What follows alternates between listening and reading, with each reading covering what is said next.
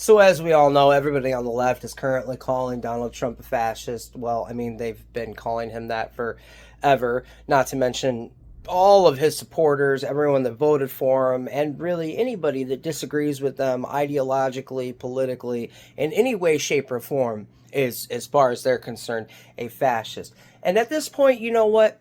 I don't care at all. You can call me a fascist because, as far as I'm concerned, you are an enemy combatant to the United States of America, to Trump, the federal government, and the electorate that placed him into the presidency, knowing full well he intended to deport all of these illegal immigrants. Not only the Electoral College, but the popular vote as well.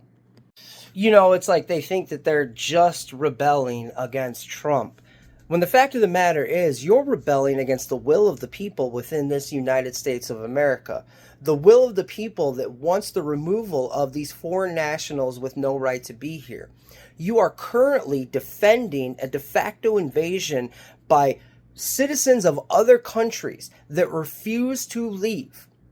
You are no longer protesters. You aren't even terrorists. You are enemy combatants to the federal government and the will of the American citizenry. But since they want to keep on accusing everybody of fascism and blah, blah, blah, I just want to go ahead and mention again for like the 10th time Anwar al-Awlaki. The man killed by a drone strike while he sat down to have lunch in a non-combatant zone, an American citizen murdered by Barack Obama. But I've already talked about him plenty of times. I want to go ahead and introduce you to another fella that, although he did not die, was severely injured while protesting Wall Street and the bailing out of banks and the fleecing of America. You know, people that actually harmed us, as opposed to the federal government just trying to clean up our streets of people that don't actually belong here. A photograph sits on a memorial for Scott Olson, an Iraq veteran who was severely injured during a standoff between Occupy Oakland and Oakland police near the Occupy Oakland encampment on October 27, 2011 in Oakland, California. Former U.S. Marine and Iraq War veteran Scott Olson remains in hospital after being struck in the head with a projectile during a standoff with Oakland police on Tuesday evening, 2 days after police evicted Occupy Oakland protesters from the Frank Ogawa Plaza encampment. Protesters have begun to move back into the plaza and are setting up tents. Now, I've already mentioned many a times how I was at Occupy Denver, and under a Democratic president, a Democratic governor, and a Democratic mayor, the Colorado State Police opened fire on us with pepper spray, pepper balls, tear gas canisters, rubber bullets, used all sorts of violence against us, all under a succession of Democratic rule, all the way from the very top on down the line. The same thing happened to Mr. Olson. He was shot in the head and received a brain injury in a city that was under Democratic control. These people have no issue using violence against those that would ever stand up against them in a legitimate protest, because these weren't riots, all right?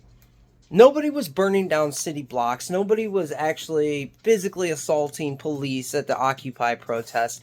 They were running in like gangbusters, like the Chicago DNC in '68, knocking heads, busting skulls across the country, not because we were trying to defend foreign nationals and invalidate our national sovereignty by essentially eliminating our borders or any meaning that our borders may have, but because we were protesting the literal robbing of America by millionaire and billionaire banksters. The very same people that the Democratic Party always says that they have the biggest problem with.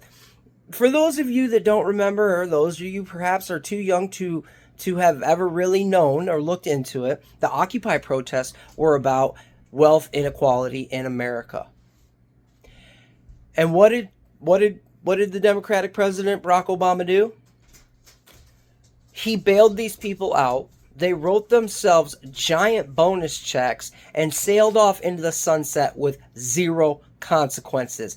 And then, on top of that, on top of bailing them out, on top of enacting state violence against those people that protested the continuation, the condonement of that theft of the American taxpayer and that wealth inequality. They voted for this man again in 2012.